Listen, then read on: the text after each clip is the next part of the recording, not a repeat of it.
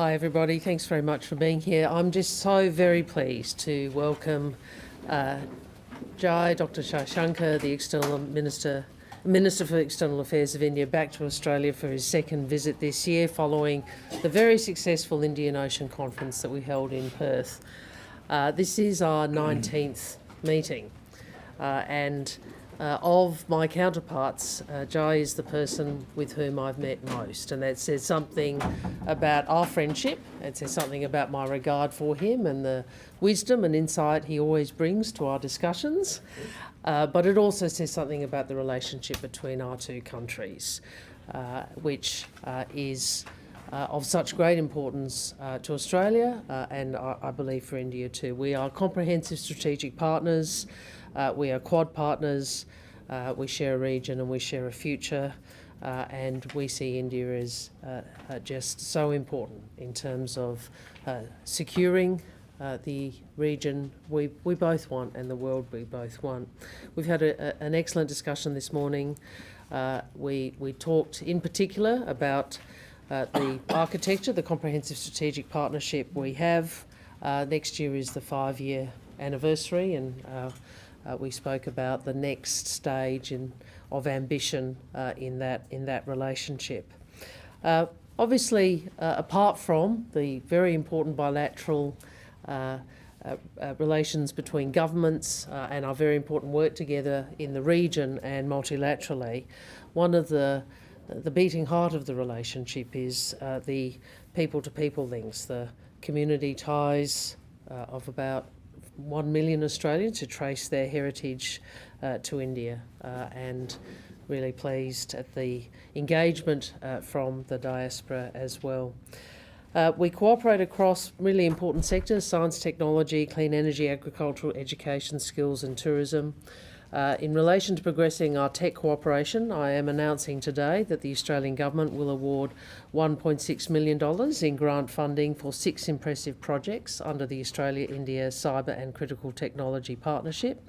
So my congratulations to the winners, which are the Australia-India Institute, the ANU, the CSIRO, the Indian Council for Research on International Economic Relations, Monash University and the National Institute of Strategic Resilience.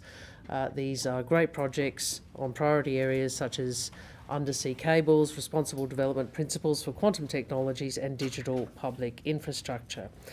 Obviously, India is I think it's the fastest growing major economy. It's an essential partner for Australia as we continue to strengthen and diversify our trade links and secure our supply chains. We're a partner in economic matters as well as a partner more broadly.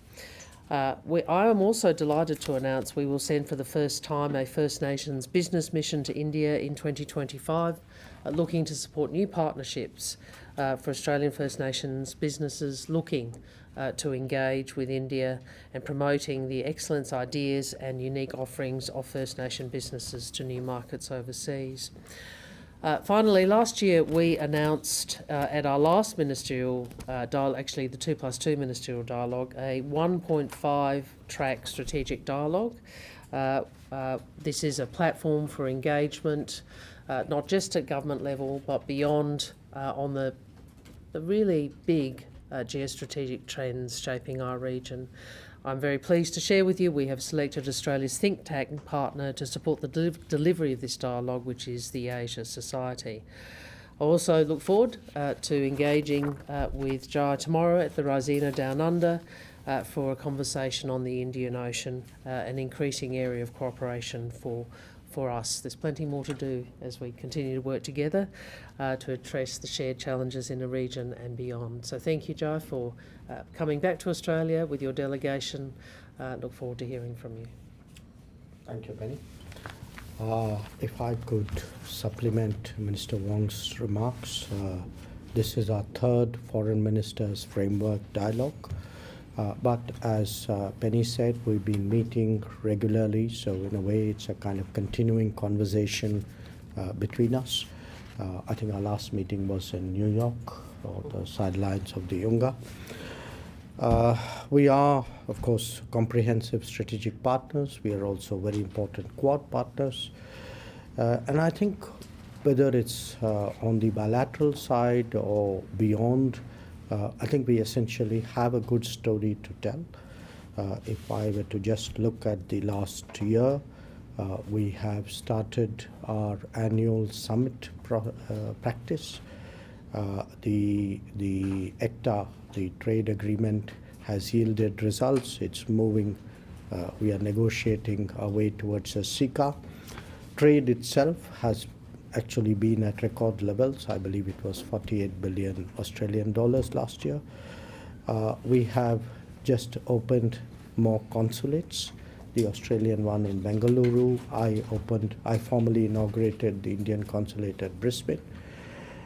We have Australian universities have also been the first to actually open establishments in India.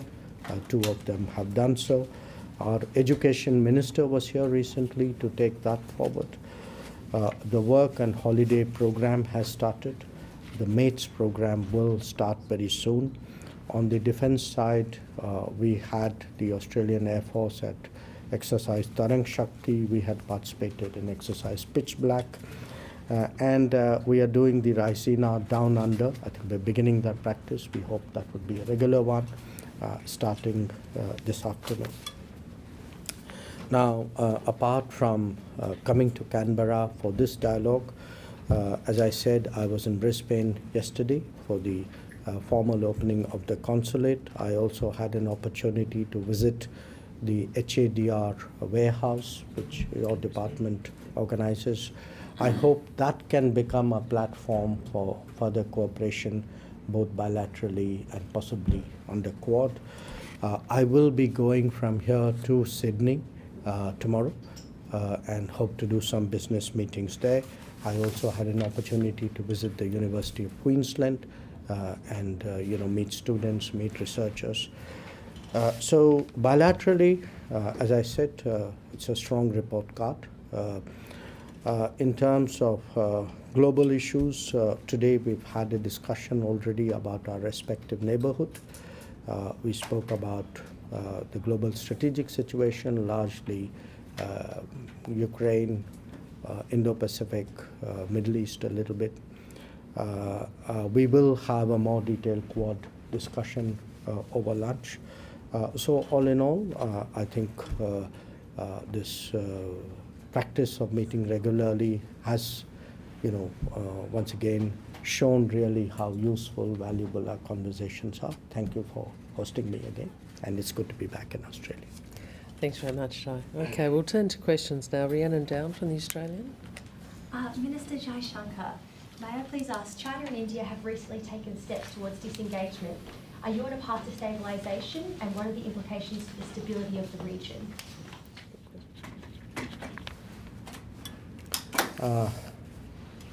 Yes, on October the 21st, we concluded the last lot of disengagement agreements. We had done some earlier. These are currently in the process of being implemented. The last agreement was primarily around patrolling rights of the two sides. So we think all in all, it's a positive development.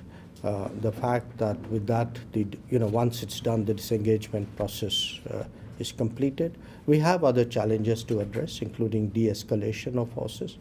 But at Kazan, on the sidelines of the BRICS meeting, Prime Minister Modi and President Xi had a meeting. It was agreed that the foreign ministers and the national security advisors would meet.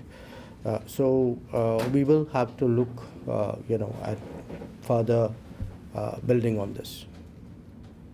And Minister Wong, may I please ask, did you recently meet with Mike Pompeo in Washington? What did you discuss, and what does the Trump presidency mean for Australia? In relation to the first, yes, I did. And you would anticipate before an election, it's important that we meet with both the government of the day, but also the potential alternative government. It was a very good discussion I obviously won't go into all the details, but what I can share is obviously one of the priorities for us to discuss was AUKUS, and very pleased that the sort of bipartisan support that we've seen previously from visiting congressional delegations who you might have heard from, but also public statements, that we have an understanding on both sides of politics in the US about the importance of AUKUS. In terms of the US election, we will work with whomever the American people choose. We will work with whoever they choose for president and also for the Congress of the day. In Australia's interests, we will look to strengthen the alliance. As you know, historically, we've had an alliance for many, many years, and it is a relationship that is bigger than the events of the day. It's shaped by enduring friendship and timeless values. Thank you. A question for both ministers, please. Are you concerned about the real prospect of a Trump presidency, that it would upend the international order? And in particular, will the Quad survive a Trump presidency? Well, in relation to the first, I refer to my earlier answer, but the question on the Quad's an important one. And what I'd reflect to you is that we both see, I don't want to speak for Joe, but I think on this I can express a very similar view. We both see the great importance in the Quad. It is an arrangement, a meeting, a grouping with countries that share very similar interests in the sort of region we want, and having countries of from different perspectives. So obviously the US, India, Australia, Japan, it's a very valuable strategic discussion. We would see that as retaining its importance regardless of the outcome of the election. We have actually seen steady progress in our relationship with the US over the last 5 presidencies, including an earlier Trump presidency. So when we look at the American election, we are very confident that whatever the verdict, our relationship with the United States will only grow. In terms of the Quad, I remind you that actually the Quad was revived under a Trump presidency in 2017. It was then moved from the level of a permanent secretary to a minister, also during the Trump presidency. And in fact, it's interesting, in the midst of COVID, when pretty much physical meetings had stopped, one of the rare physical meetings of foreign ministers was actually of the Quad in Tokyo in 2020. So I think that should tell us something about the prospects of the Quad. We've got Australia Today. Thank you, Joe. My question is for both of you. Minister Jaishankar, how do you respond to attacks on Hindu temples and Hindus in Canada by Khalistani supporters? And Minister Wong, if you could answer, is this discussed, diaspora safety discussed with Minister Jaishankar?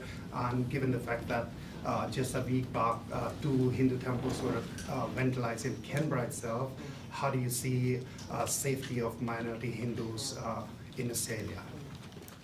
I think what happened yesterday at the Hindu temple in Canada was obviously deeply concerning. And you would have seen the statement first by our official spokesperson and also the expression of concern by our Prime Minister yesterday. So that should, I think, convey to you how deeply we feel about it.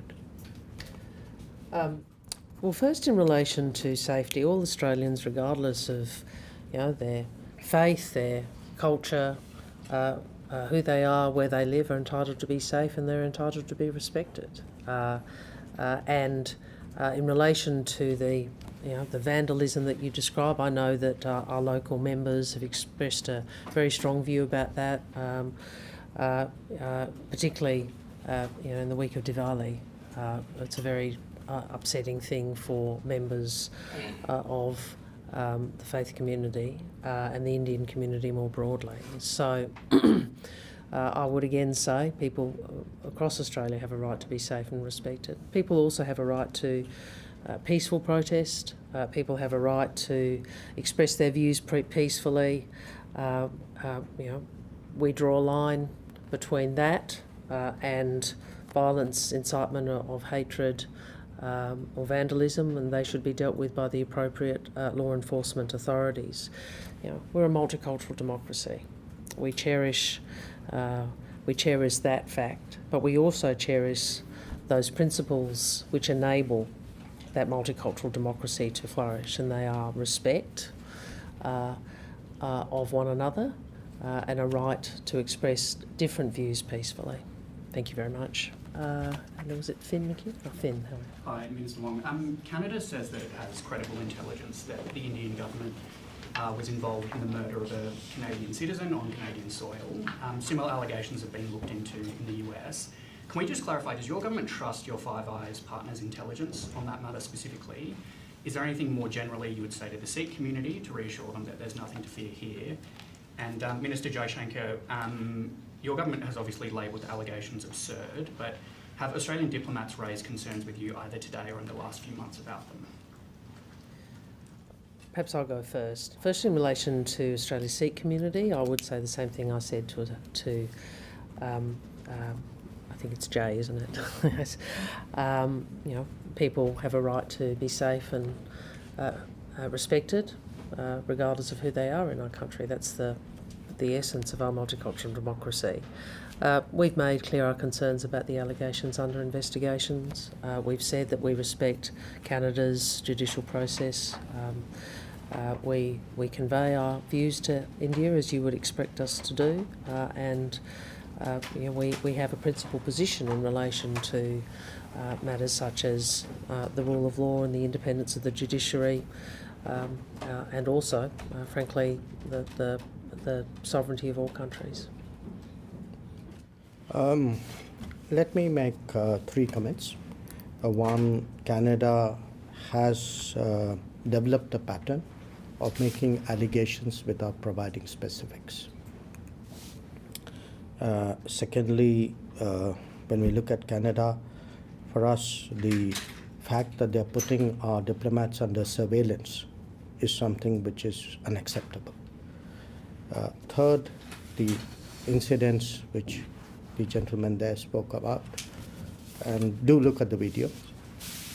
I think they would tell you, in a way, the political space today, which is being given to extremist forces there. So we believe in freedoms. We also believe freedom should not be misused. And have we had a talk about it? Exactly on the lines which I've spoken. Okay, everybody. Thank you very much.